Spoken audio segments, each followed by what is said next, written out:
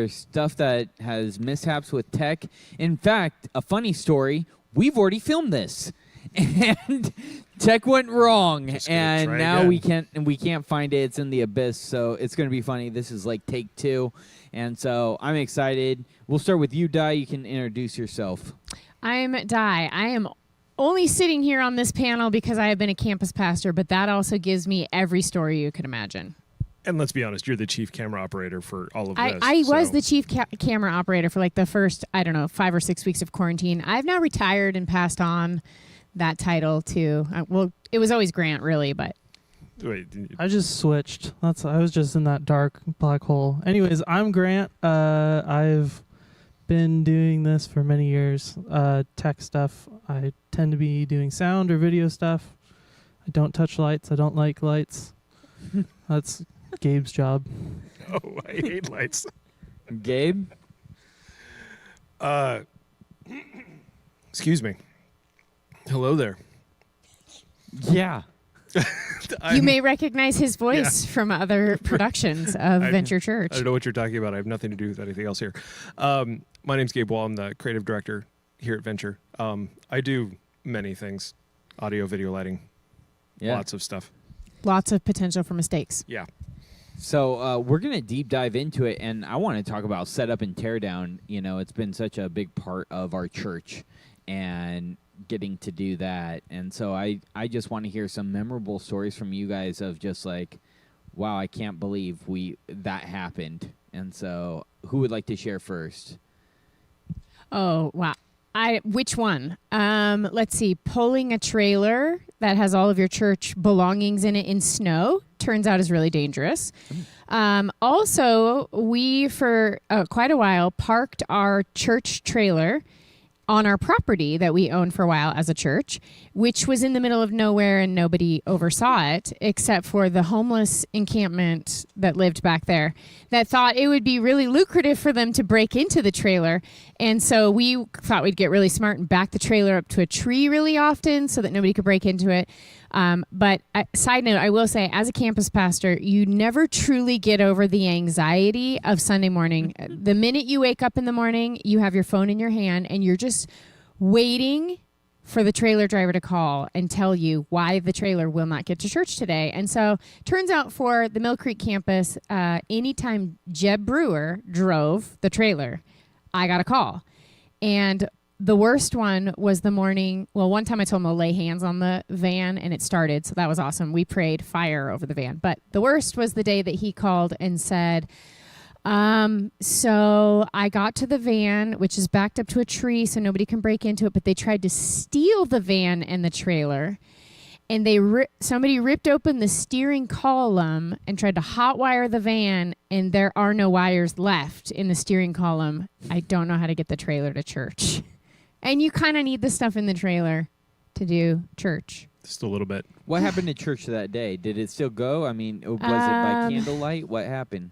We had to unhook the trailer, but that's really hard because you can't move the van. So a couple guys pushed the van out of the way and someone else took a truck there and hooked up to it. It was really a production. And, we know, like, you're throwing stuff together up until 30 seconds before people arrive and you haven't even sound checked. You don't know if anything works, but like sweating and smiling all at the same time. But we did church that day.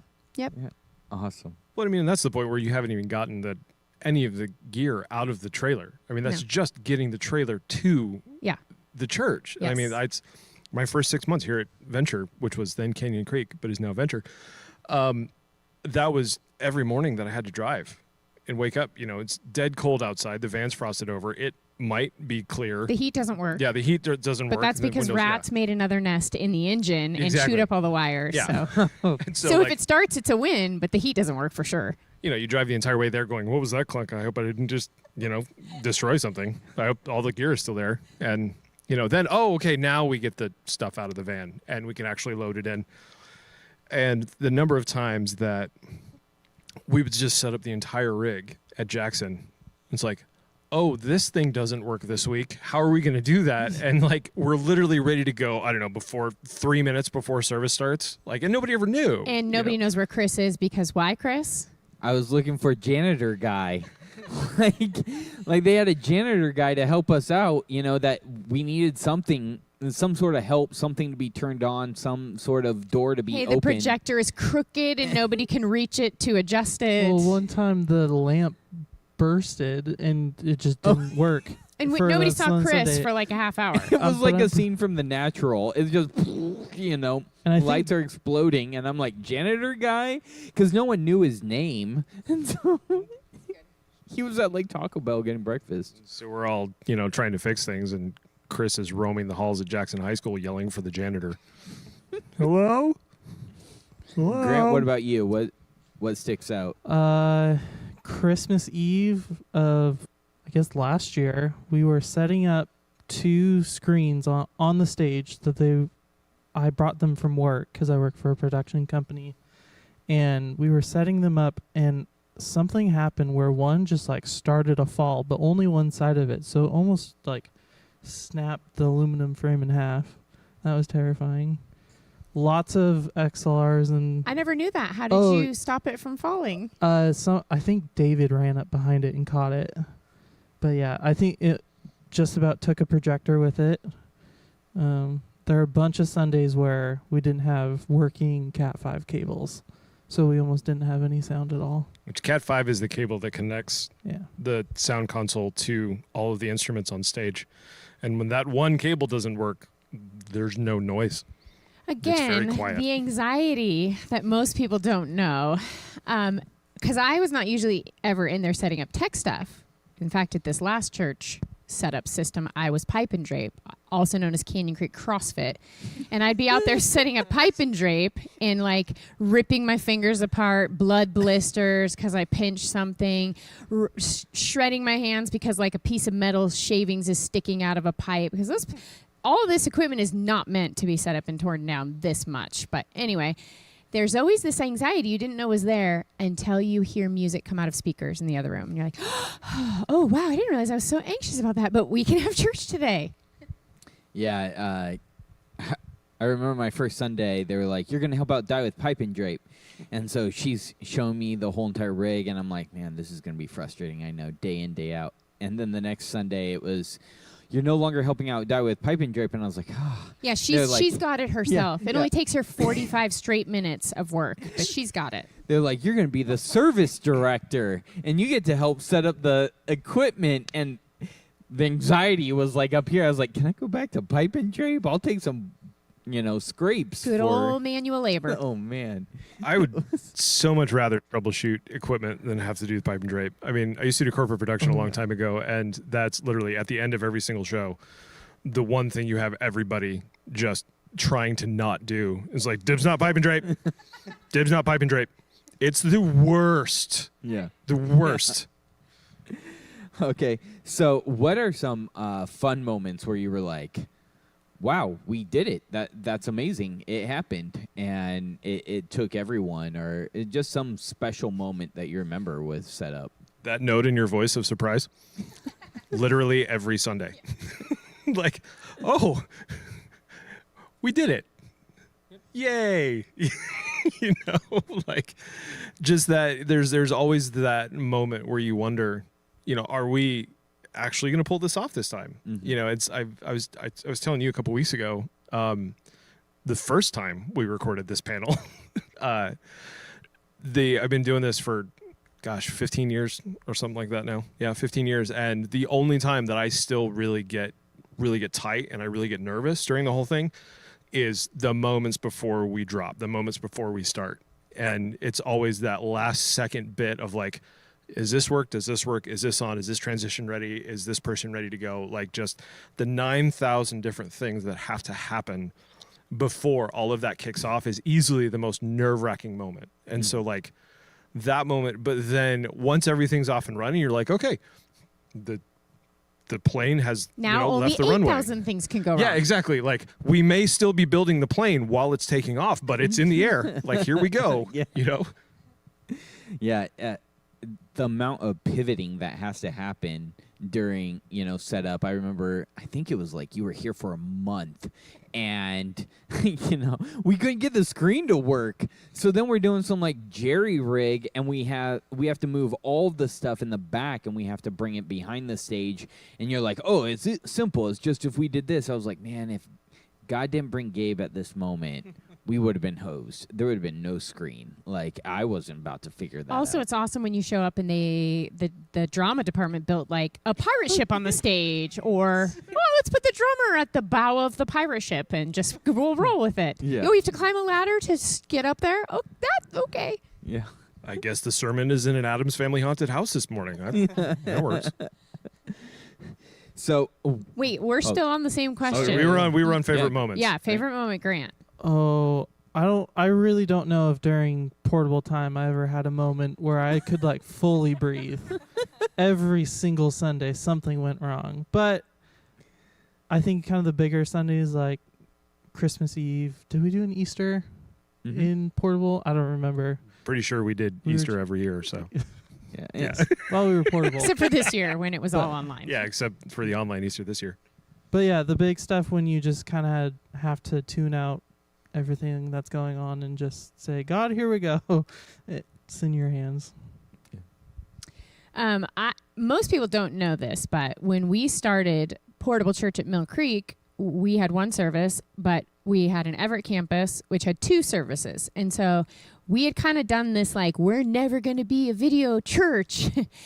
And so Brandon would speak live at Everett and then walk off the stage and someone would have a car running for him because the timing was so tight. And he would get in the car, and as soon as he walked off the stage, a producer at Everett would text me, sitting at Mill Creek with worship going, that he just got in the car. And we knew at max, barring accidents or something, 17 minutes. So I would calculate on my watch 17 minutes from right now. And somewhere in that worship set, our worship pastor, Josh, would look at me to find out how far out is Brandon. And I would hold up, while I was worshiping, how many fingers to represent how many minutes to add to the worship set, because that's how many minutes behind Brandon is on schedule. There was one week that when Josh looked at me, Brandon hadn't even finished preaching yet. And the other team at the other campus was like, we're pointing at the clock. He's still going. And I'm like, what are we going to do? You're talking he's 20 minutes behind schedule. Do we have another 20 minutes of worship? And so someone texted me and said, have a coffee break or have everyone get up and pray around the room and pray, like lay hands on the walls and pray around the room, which is just weird to do on a Sunday morning. And so I had to just make up a bunch of random stuff to kill time for the 20 extra minutes it took Brandon to get there. It's just so stressful. But we did it. And there were many of those we did it moments, but that one was very stressful. Yeah. So now that we're in the new building, what are some moments that you remember? Because one of my favorite things is, and when I say favorite, I'm being sarcastic, it's when something goes wrong during service and everyone looks back like, yes, I planned it right now for all light and sound because I just don't want you to have a fun experience here. I really want to screw you over. And so, yes, you glaring at me, I'm fully aware that this is, it's like they think we planned it. Like, oh, right now they're in the middle of worship. Lights down and it all goes away, and so it's like, Gabe, talk about a time that, since we've been in the new building, just some crazy stuff that has happened. Well, there was the time where we didn't have people in the building for 4 months. Oh yeah, that, So that works. Yeah, that's honestly the craziest time I could think of in this new building so far. Like the top was probably moving in. And, anytime you do a new system run in, anytime you integrate an old system into a new building or a new system, like you piecemeal all that stuff together, it's, you've got 8,000 moving parts that you've got to fit together and make those 8,000 parts all talk and work together in order to produce literally like this thing that we're recording right now. That transition, taking the room that we're sitting in right now from a room that was built for a live auditorium, turning that into I mean, literally a TV studio where we removed all of the chairs from in front of us, and there's, shout out to Nathaniel standing over there running the camera, and we've got 2 more cameras sitting in back across the room. Like, this room was not built for what we're doing in it, but that's what we're doing it, and that's been the craziest time. But it's also been just this phenomenal time of like flexibility and innovation from people like Grant right here, who has been walking through all of this with us the entire way and has been part of that innovation and part of that flexibility and part of that just incredible time together where, yes, it's been really difficult to pull through. It has been a massive amount of work, but we're pulling it off, and we're doing it for the people in our community. We're doing it for the people around here, so that it's funny because the craziest times in tech breed some of the most amazing and special moments. And so that's the thing that you have to remember is like, I'm exhausted now, but it's worth it. There's a point. This is communicating the gospel. This is communicating the love of God. This is helping our community stay put together and stay connected with each other and with us, and helping provide a little bit of distraction, a little bit of encouragement, whatever. Like, that's where that crazy pays off. Grant? I think kind of the craziest, best moment was the first week of us doing online in here. I remember like seconds before we were going live, like one of the cameras wasn't working. I couldn't hear people in comms, but somehow it worked. And we were done. We're like, whoa, we're welcome to the new normal for a little while. So, yeah. That would probably be mine too. Or maybe even the week before that. The first week that the technology to stream live was working was the first week that it was 50 or less people that could be in a space. And I remember standing in the front row with like 20 people in the room plus the worship team, and watching David watch the countdown and having Gabe yell in the room, "Hey, quiet on the set." Like, it just was this really weird new normal, and I was just so proud of how professional everyone was. But behind the scenes, I love to be behind the scenes because I love camaraderie and I love the teamwork aspect. I end up in front of a camera, but I love to be behind the camera. And there's many times that you just have to learn on the fly and crack up. Like, both Grant and Gabe in your ears when you're on comms is actually, that's part of my favorite part. And Grant is very sweet and encouraging. And one day he was like, "Di," in my ear as I was running a camera, "you need to loosen the adjustment so that when you're turning the camera, it's not going." And I was loosening the wrong thing. And he's like, "Clearly you do not know how to loosen the camera. Gabe's going to come out and help you." Because I'm learning on the fly. I don't know what I'm doing. Like, oh, that's what that knob does. Yeah. And you have risen to the occasion beautifully. Like, we threw a lot at you, and you are the honorary chief camera operator forever. We got to all make it work. Yeah.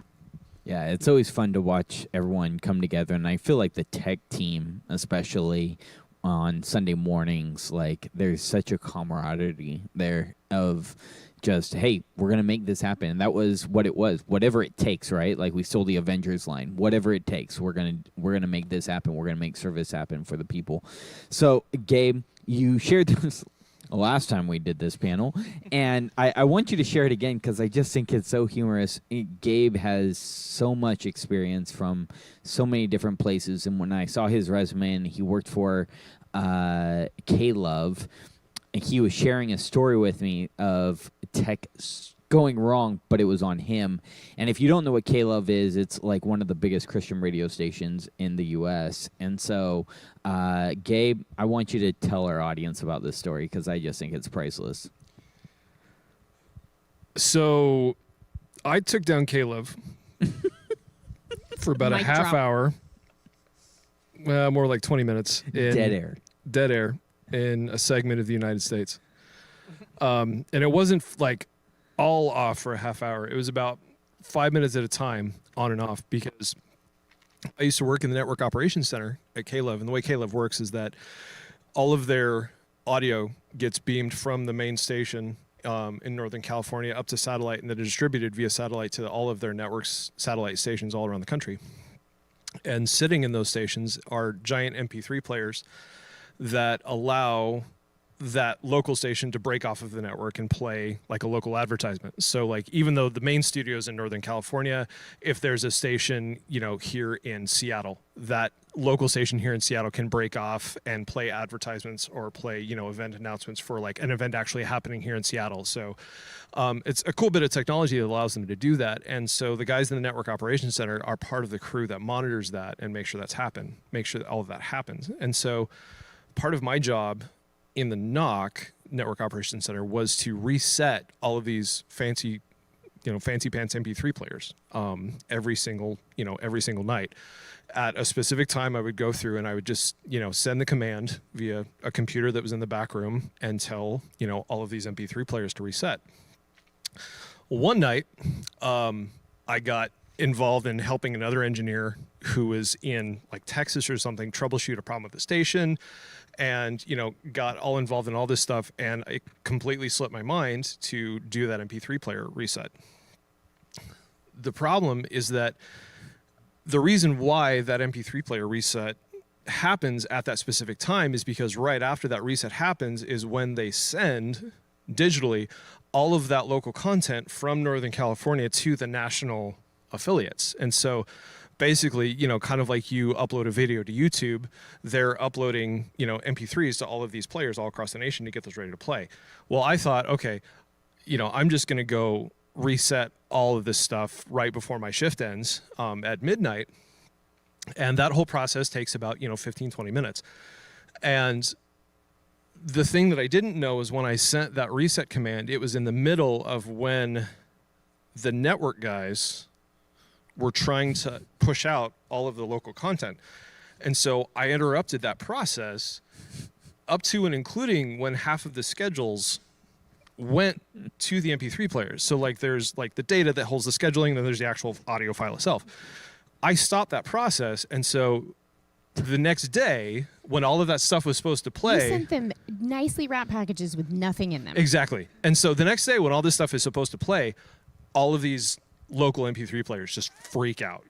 Like they don't know what to do because all of their systems and stuff are corrupt because I stopped it halfway through to send the reset. And so we start getting these calls from, all over the country that says, hey, these stations are silent right now. Like, because they break off, they're supposed to play the local content. There's like a 3 or 4 minute ad break, and then they go back to whatever the radio is. And so they're silent for 3 or 4 minutes, which is kind of bad. Oh, it's horrible in radio. It was amazing that I didn't get fired because I was an idiot kid. I didn't know, I didn't know what was going on. This was, and so I literally got pulled into the president of engineering's office with my boss going, "What did you do?" And I actually helped them illustrate a flaw in the process that they didn't know. So that's why I didn't get fired. So they figured that out, and we got it changed. We got it fixed. This was the day that Gabe broke K-Love. That's how I took down K-Love for a little bit. That's awesome. Yeah. That's so cool. Yeah. David Chance, you're a wonderful man. Thank you. Okay, so we can't tell both of you guys enough thank you for everything that you guys do. All of our videos that get produced and created every single week, and we've turned this thing into a television studio, and all the stuff that you've done. Gabe, your first year here has just been a whirlwind and crazy, and you have just like rose to the occasion, and I thank God all the time that you applied, and I got to interview you, and so thank you you. have been a blessing to Venture. And I wanted to do this panel because I want people to see you, and they get to see your incredible work that you do day in, day out, but they don't get to see you.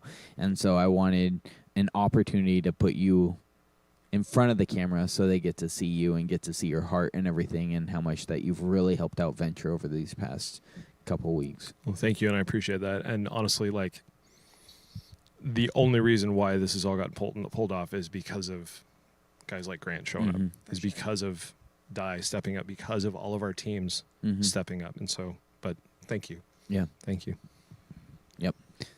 So Final question. Are we doing a yeah, final question? the final question, what and so we talked about setup and teardown, but what really is one of the craziest moments for you? And it doesn't even have to be here at Venture, Grant, but just what is one of the times that you're just like, what? Yeah, like, what? And so and just to leave them with just a funny story that you're like, I still to this day can't describe it. I just told mine. I took down a national radio network, so Yeah. I know, top that, right? Come on, Grant, you can do it. I think on a Sunday that we were in the dome. One of our sound guys had just left, and he had set up the whole video system in the building and didn't really explain to anyone how to use it. Like, there was just a panel of buttons, and someone accidentally like hit one with their knee. So we had cameras live in the dome, and no one knew how to fix it. This is like at the beginning of the service. And I think for like all of worship, we were scrambling trying to figure out how to get cameras off of the. Oh yeah, so it was on the big screens up on the dome, on the TVs in the mother's lounge. So what was it playing? It was just a camera feed, but we weren't supposed to have it up. We were supposed to have words up for worship. Oh, okay. And then I think a video for like video announcements, but like we couldn't figure it out. We ended up finding, like, I think we just unplugged it to fix it. That works. Yeah. Let's see. I would say mine. I have so many. I'm gonna edit myself. I would say my most stressful that I can laugh about now, but it was not funny at the time, was the very first Sunday at our Mill Creek campus that we decided, okay, Brandon can't be everywhere at one time, and our Mill Creek campus was going to 2 services, so he literally physically could not be in 2 places. So we were going to introduce video messages, and it was the very first Sunday of a video message. And so I was the host, so, you know, it's worship, and then I'm going to go up and host, and I'm going to introduce our lead pastor on video. And about 45 seconds before worship was over, I was about to walk up and host, and someone came and tapped me on the shoulder. Was it you? It might have been you. So we don't know how this happened, but we accidentally deleted the message, and there's no backup. I can laugh about that now. But, most people, their greatest fear in life is public speaking, but public speaking with 0 preparation, public speaking of a sermon, is a whole nother ball game. So I had to think on my feet. I had to take my Bible up there with me. Like, what am I going to open to and start teaching? I think it turned out pretty good, but I learned to never go to video church ever without a message in my Bible. And turns out for a long time, and I'm not kidding, I actually carried a bullhorn in my car in case the trailer didn't show up and we had no sound system. Not kidding. I have a little bit of trauma left over. Yeah. I mean, I had to tell you that it got deleted because it was there on Saturday night. I saw it and I played it because I would play it was through there all in the run videos. through. It's Yeah. just that somebody hit a button. And then why is it so Sunday, easy to delete a message? I don't know. And Sunday, I'm like, it's not there. I'm calling Sky, and Sky's like, well, you got to be the one to tell Di. And I'm like, I'm going to get killed here. Also, just as a shout out to Sky, we had to implement a lot of procedures because of Sky, but one of them was this. The laptop bag that all the things you need for church to happen when you're portable that go in that bag. Like, we'd show up on a Sunday morning and we'd have the laptop that runs everything, but now power cord and the computer's dead. Yeah. So I had to make a little checklist that I laminated, and I had a dry erase marker that hung from the bag so that Sky could check each thing that they were all in there. And then the joke was, now we need to have a list of things not to put in there because he one time put a banana in there for lunch and forgot about it, and we found it all smashed up inside of the laptop bag with the laptop. Thanks. Shout out Sky. Yeah. No, I was the go-between, so he'd drop off the computer on Saturday. I would have to make sure everything's good to go and then bring it on Sunday. And the first couple of times, I was like, oh, I don't need to check this. We're okay. And so then I'd show up on Sunday. I'm like, well, there's no power cord. And so now Sky's making the 17-minute trek from Everett to Mill Creek to bring a power cord. And it was crazy. And so I feel anxious right now just talking about this. Yeah. I was most anxious that we were in this new building and lights are going good, everything's going good, and then the 1 week where the only person that really knows our lighting system was off on vacation, and for some reason the house lights wouldn't dim. It was either full blast during everything, so all the lights were full blast, or it's completely pitch black. So the one service, we had the lights on the whole entire time, and Brandon's like, no, next service. And so the next service is just pitch black. The whole room, pitch black. And I was like, I don't know. And people are like, can you turn up the lights a little bit? I'm all, we could, but then you're blinded. And like, it was just, there was no in between I know that we're day. like nearing the end here, but if we could all just give a shout out to our lead pastor who adds a layer of tech because he's fully the most ADD public speaker that exists. And so the added stress on you guys to make sure there is nothing distracting happening to him, or you might get shouted out in the middle of a message. Yeah. I feel for you. Should I tell the duck blind story? I mean, have you not heard this story? I set up a duck blind in 204 one time where it was literally a camera lens sticking through a set of pipe and drape curtains.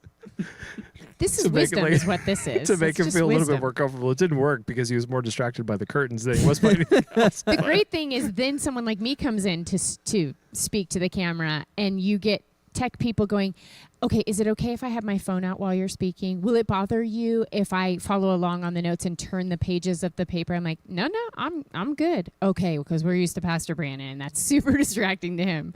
So what they're talking about is that we would pre-film the message on like Wednesday or Thursday during the day to show online on Sunday morning.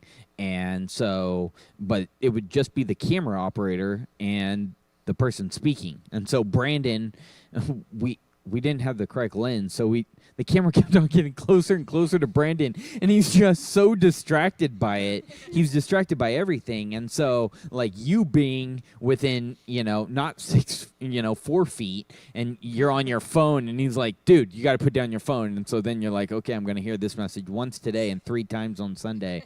And so, okay, cool. And, but yeah, so then Gabe put this curtain around pipe and drape so that way you couldn't see him, you could just see the lens of the camera. Well, no. So it would. I take notes. So when I edit those, which I don't edit as much as I just add slides and I add notes. And so to save myself some time, I write the time down wherever it is on the outline. And that used to distract him because I do it on my iPad. And so I'd be sitting there writing on my iPad the whole time. And he was finally one time, he was like, what are you doing?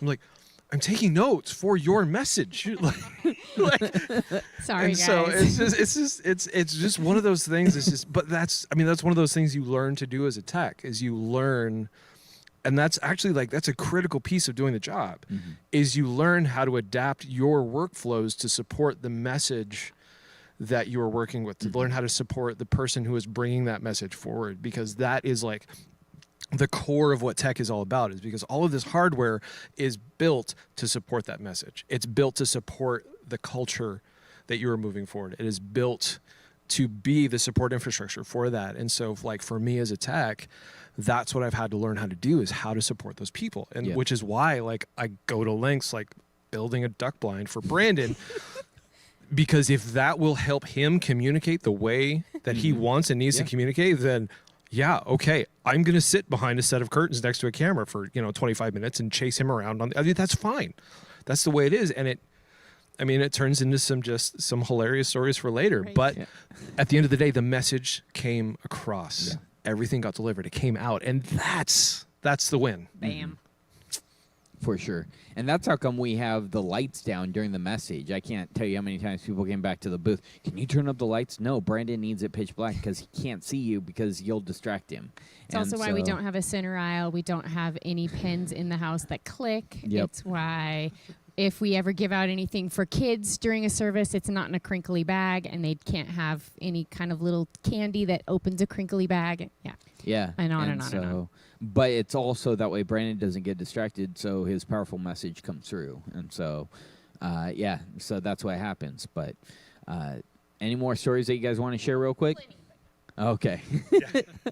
Okay, well, hey, this is for you guys. We could use all the help on tech, and we will train you. We will teach you. It's a great group of people that help. Yeah, you might learn on the fly, but hey, we love you. And so We just wanted you to hear about what happens behind the scenes, that we don't do it on purpose. It's just the enemy messing with us, and we're all just praying through it. So thank you for this time, and we hope to see you next time.